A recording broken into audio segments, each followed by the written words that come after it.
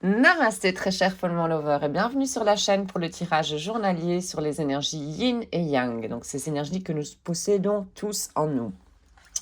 Je vais utiliser encore une fois l'oracle du Tao, je l'aime bien pour faire ce genre de tirage. Et nous allons voir un petit peu quel genre de déséquilibre il pourrait y avoir entre ces deux énergies. Donc.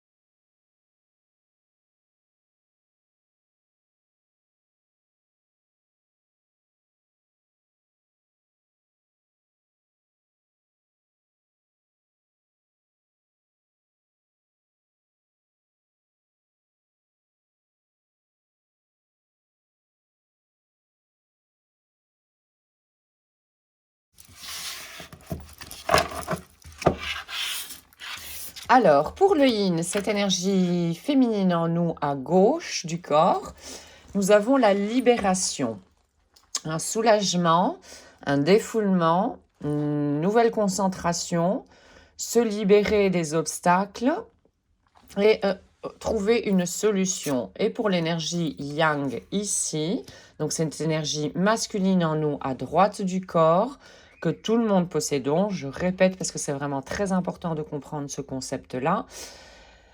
Nous avons le fait d'être poussé vers le haut. Un progrès constant, une augmentation de confiance, accepter les défis, une ascension et recevoir de la reconnaissance.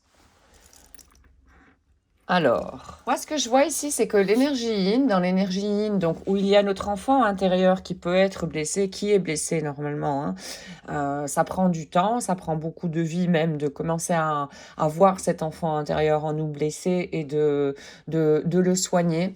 Mais ici, au fait, cet enfant intérieur, donc dans notre énergie yin, a vécu des tempêtes, beaucoup d'émotions, des insécurités, voilà, énormément vraiment d'émotions très fortes.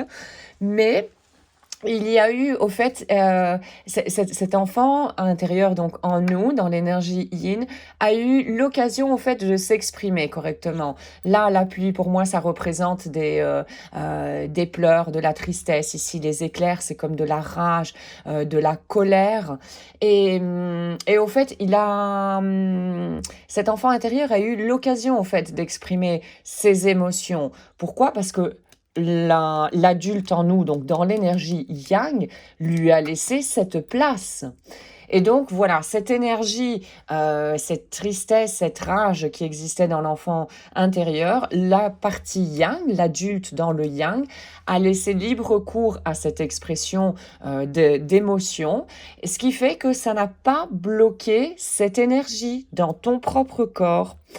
Et ce qui fait que, bon, ben maintenant, ton énergie yin est beaucoup plus calme, beaucoup plus apaisée, et ce qui fait que on peut continuer de l'avant, on peut aller de l'avant, on peut continuer à s'élever avec la carte yang ici. Ça, c'est quelque part, pour moi, un bel exemple de communication entre ces deux énergies. C'est-à-dire que la partie yang, donc qui est notre énergie active par rapport à cette énergie yin qui est une énergie passive. Mais pour que l'énergie passive puisse s'exprimer, il faut qu'il y ait de l'énergie yang qui mette de la lumière dessus et qui lui laisse cet espace pour pouvoir s'exprimer. Et voilà ce qui arrive quand ça peut se produire. Les énergies, au lieu d'être bloquées, qu'elles stagnent dans notre propre corps, elles passent, elles transitent par notre corps et après elles sont libérées, elles transmutent elles aussi ces énergies-là. Donc voilà comment pouvoir arriver à une belle entente, disons, à une belle communication entre ces deux énergies. Toujours accorder du temps à cette énergie yin, à cette partie inconsciente en nous, parce que c'est là que se trouvent nos blessures. Et si tu veux changer quelque chose dans ta vie, mais il n'y a pas d'autre solution. C'est mettre de la lumière sur cette partie inconsciente, sur cet enfant qui est blessé, voir quels sont ses besoins, comment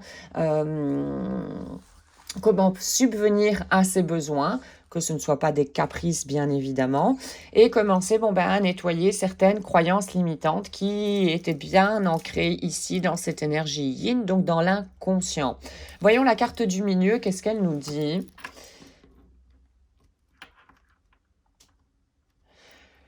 S'occuper de ce qui a été perdu quelque part. Ce qu'on pense être perdu, au fait, non. Comme un petit peu les cendres. Les cendres, au fait, sont un un très bon engrais, par exemple, dans le jardin. Et ça sert à alimenter quelque chose d'autre par après.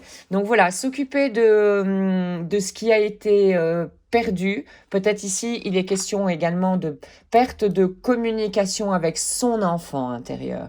D'où l'importance, voilà, de se reconnecter à cet enfant intérieur. Comment? Encore une fois, en étant dans le silence, en observant simplement tes pensées. Et les pensées, tu verras qu'il y a des pensées qui sont récurrentes et qui t'indiquent au fait, qui vont te générer une émotion et ces pensées qui indiquent qu'il y a un malaise, un mal-être et une tristesse à l'intérieur, une blessure au fait. Voilà, une blessure qui demande à être regardée, à être aimée et pour pouvoir transmuter au fait quelque part. Donc ici, voilà, il est question de se soigner, de corriger les erreurs du passé. Alors quand on parle erreur, moi j'aimerais bien signaler quelque chose. Quand on fait quand on a une nouvelle expérience et que le résultat, disons, ne correspond pas au résultat que nous en attendions de cette expérience, nous avons tendance à targuer ceci d'erreur. Pour moi, c'est une erreur, je vais dire. Pourquoi? Parce que c'est une nouvelle expérience, on n'a pas toutes les données, etc. Et on ne peut surtout pas tout contrôler. Donc, je préfère dire dans ce cas-là, personnellement, que c'est une expérience. Par contre, si on reproduit cette même expérience, alors qu'on sait que le résultat ne nous a pas été bénéfique ou n'a pas été celui que nous attendions, par exemple, et qu'on reproduit cette expérience exactement avec les mêmes paramètres, on ne va pas s'attendre à avoir un résultat différent au final. Donc ça, éventuellement, là est l'erreur. Là se trouve l'erreur.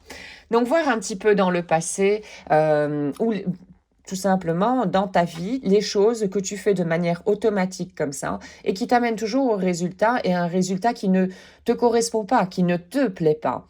Donc voilà, dans ce sens-là, corriger les erreurs du passé, corriger un paramètre, changer un paramètre dans une situation pour sortir de cet automatisme et faire quelque chose, une nouvelle expérience en quelque sorte, quoi. Donc, c'est éliminer la corruption. La corruption en nous, c'est également quand on ne connaît pas toutes les parties en nous et tous les besoins, surtout qui se cachent ici dans notre énergie yin, nous ne sommes pas en cohérence avec nous-mêmes, parce qu'il y a des parties en nous qui sont cachées. Donc, d'où l'importance, voilà, de voir, de mettre de la lumière sur ce qui est inconscient en nous, sur les besoins qui sont inconscients ici, les blessures notamment, etc. Ça, c'est très, très important et c'est comme ça qu'on peut arriver à un équilibre, à notre bien-être et à notre bonheur, notre paix intérieure. C'est comme ça qu'on y arrive, au fait. Voilà, et restaurer l'équilibre entre ces deux énergies. Combler les besoins de notre énergie yang dans la matière et combler les besoins de notre énergie yin, qui est une énergie beaucoup plus spirituelle et émotionnelle. Arriver à cet équilibre signifie arriver à notre bonheur quelque part et faire une action responsable. La responsabilité, elle incombe ici avec le yang, cette énergie qui est donc active, qui peut agir dans la matière. Le yin ne peut pas vraiment agir dans la matière. Il n'y a que cette énergie yang qui peut le faire avec un adulte responsable en nous. L'adulte responsable qui est capable d'observer les choses telles qu'elles sont, de manière impartiale et sans émettre de jugement. Ça, c'est comme ça qu'on arrive à l'amour inconditionnel de soi-même d'abord également. Donc voilà comment on peut équilibrer ces énergies en nous, d'où l'importance vraiment d'écouter cet enfant intérieur. L'enfant intérieur est porteur d'énormément d'informations qui sont inconscientes tant qu'on ne les met pas à la lumière. D'où vraiment l'importance de prendre chaque jour 5-10 minutes en silence et être avec toi-même. Être avec ton enfant intérieur. Si tu n'es pas encore connecté à ton enfant intérieur, il va te falloir du temps parce que cet enfant intérieur a été abandonné pendant de nombreuses années. Il ne fait pas confiance à cette énergie yang.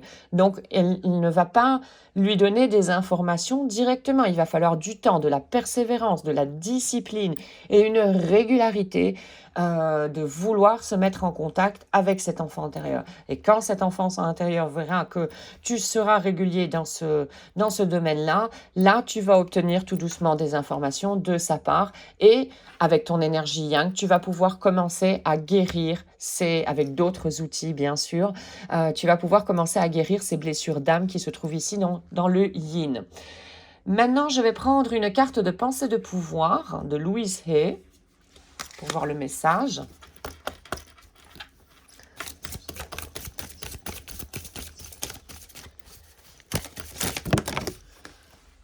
Allez. Je suis en paix avec mon âge.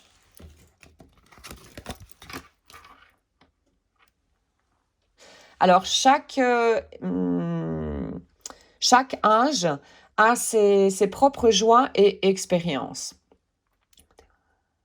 J'ai toujours j'ai toujours l'âge exact pour le point de la vie dans lequel je me rencontre.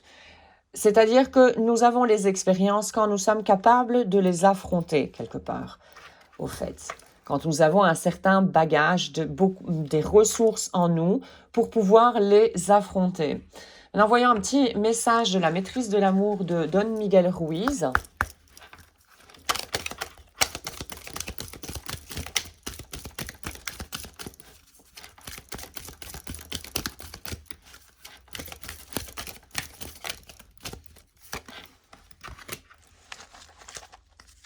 J'accepte ta propre divinité.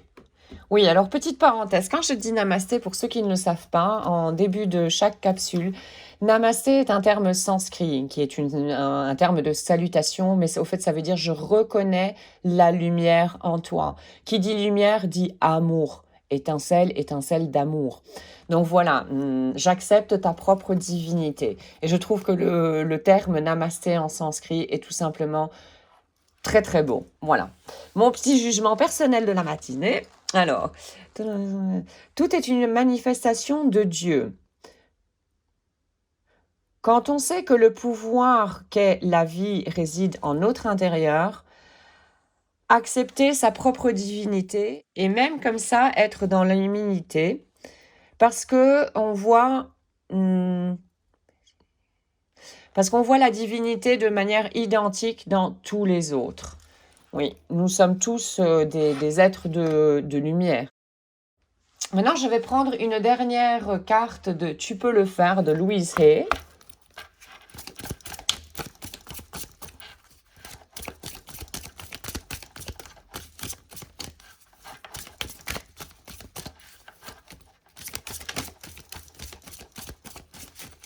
Allez, celle-ci.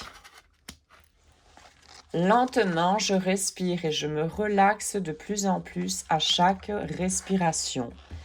Important pour vivre dans le moment présent d'être connecté en permanence avec ta respiration. Je relâche tous les muscles de mon cou et je me libère de la tension des épaules. On a tendance à accumuler énormément de tension au niveau du cou, des épaules notamment. Dans beaucoup d'articulations, en fait, nous retenons beaucoup d'émotions. Donc voilà pour aujourd'hui la capsule sur les énergies yin et yang. J'espère que tu auras pu trouver des informations pour continuer ton chemin. Merci beaucoup d'avoir visionné cette capsule.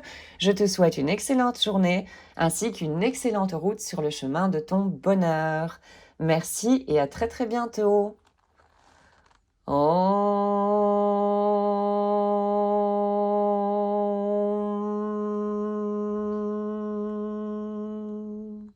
Shanti, Shanti, Shanti.